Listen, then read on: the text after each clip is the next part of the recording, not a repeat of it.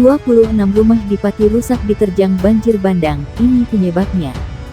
Sebanyak 26 rumah warga di Desa Tunjung Rejo, Kecamatan Margoyoso, Kabupaten Pati, Jawa Tengah, rusak diterjang banjir bandang. Kepala Pelaksana Badan Penanggung Bencana Daerah BPBD Kabupaten Pati Martinus Budi Prasetya mengatakan, sebelum terjadi banjir bandang, wilayah setempat diguyur hujan deras hingga memicu tanggul sungai jebol sepanjang 25 meter. Banjir bandang semalam sekitar pukul 22.15 dan 26 rumah mengalami kerusakan bervariasi, kata Budi, saat dihubungi melalui ponsel.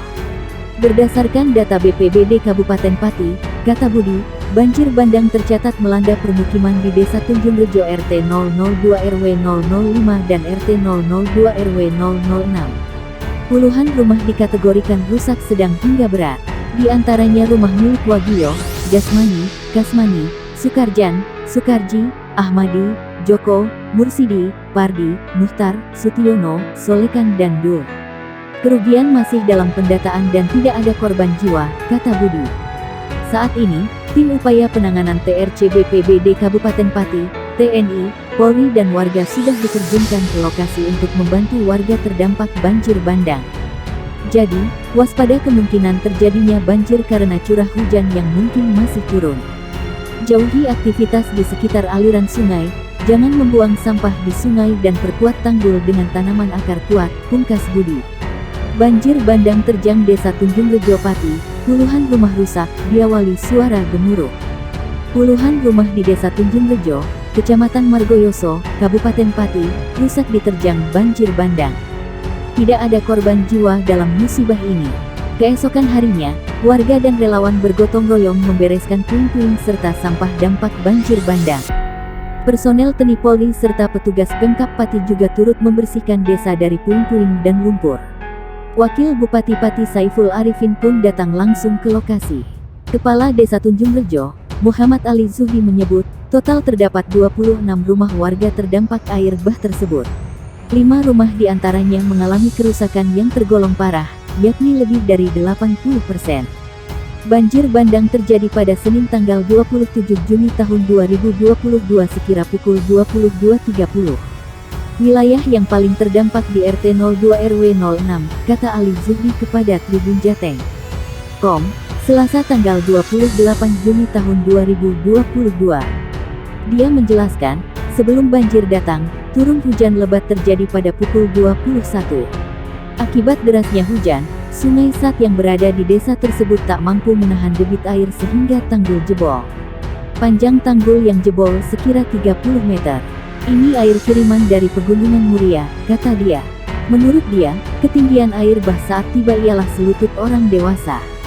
Ali mengatakan, pihaknya sudah berkoordinasi dengan BPBD Kabupaten Pati, PMI, dan instansi terkait lain untuk melakukan penanganan pasca bencana.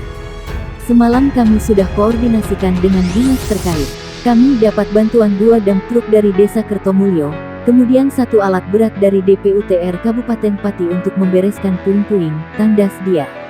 Warga setempat, Sukarjan mengatakan, semalam sejak sekira pukul 20.30 memang turun hujan deras disertai angin kencang. Sekira 2 jam kemudian, hujan reda. Namun, tiba-tiba ada suara bergemuruh dari arah Sungai Sat yang berada tak jauh dari permukiman warga. Rupanya, tanggul sungai yang berhulu di Pegunungan Muria itu jebol dihantam air bah. Warga pun berhamburan menuju tempat yang lebih tinggi untuk menyelamatkan diri. Setelah hujan dan angin kencang, ada tanggul jebol. Kami langsung lari menyelamatkan diri, kata dia kepada Tribun Jateng.com. Tempat tinggal Sukarjan mengalami kerusakan pada bagian belakangnya. Separuh rumahnya roboh diterjang air bah.